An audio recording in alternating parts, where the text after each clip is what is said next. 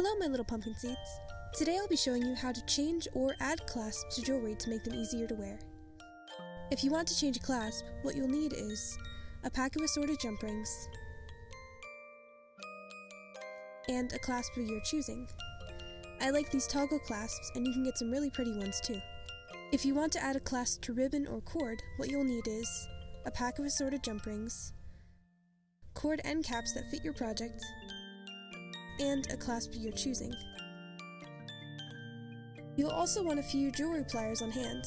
You'll probably want at least 2, so just use whatever you have available. These kinds of alterations only take minutes, so let's begin. The first piece I'll be working on is changing this clasp. I find these spring rings to be the worst, and unfortunately they're used on a lot of bracelets and necklaces, so keeping a few of these easy to use toggle clasps on hand is a really good idea.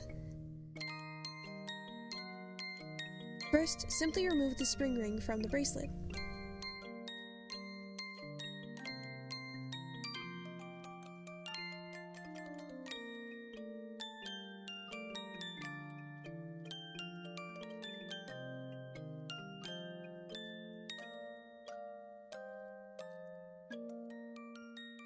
Then, take a new jump ring and loop it through the toggle clasp and chain.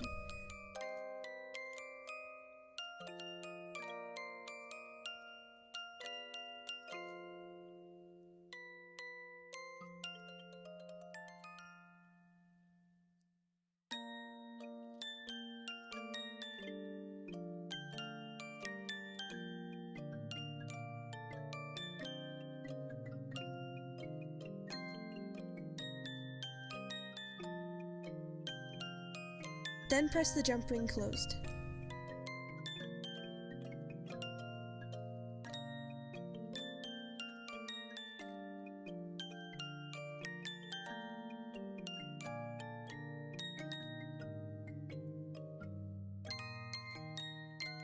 Repeat on the other side and you're done.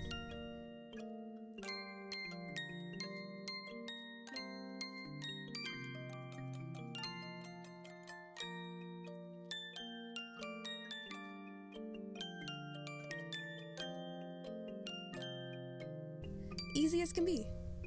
And if you have trouble getting your jump ring closed all the way, you can solder it.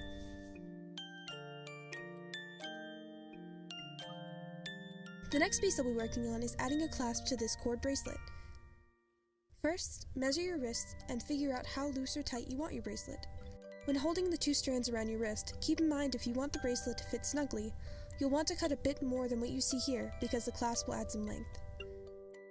After you determine the length, cut the cord and choose which cord end cap you're going to use. Because the cord is very thin, I'm going to use the smaller of the 2 sizes. I recommend closing the cord end cap slightly before attempting to attach to the bracelet.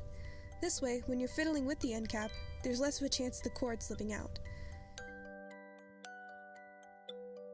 Place the cord inside the end cap and use a pair of flat pliers to clamp down one side. If you find yourself having trouble keeping the end cap closed, you can always use super glue to lessen the chance of it falling out. Then clamp down the other side, making sure to squeeze tightly. After you repeat this on both sides of the bracelet, you want to attach the toggle clasp the same way we did before.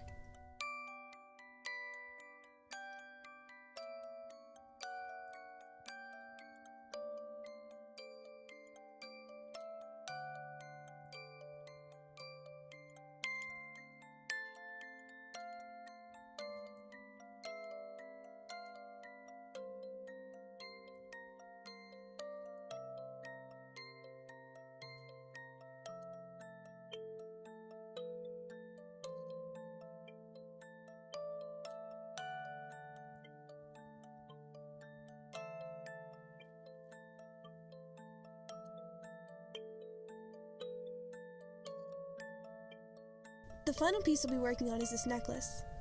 I decided to replace the ribbon that came with it because I wanted one that was a bit smoother. I felt that it made the piece look more professional. I looped the 2 strands of ribbon through the jump rings already on the heart pendant and made sure to keep the little tag that came with the necklace. I would later add this to the end with the toggle clasp. This process is exactly the same as before. Measure, attach cord end cap, and then attach the jump ring and clasp. However, I found that it was extremely tricky to keep the ribbon strands together as I clamped the cord end cap around them. Thus, I decided to lay the two ends of ribbon flat on top of one another and use tape to keep them together.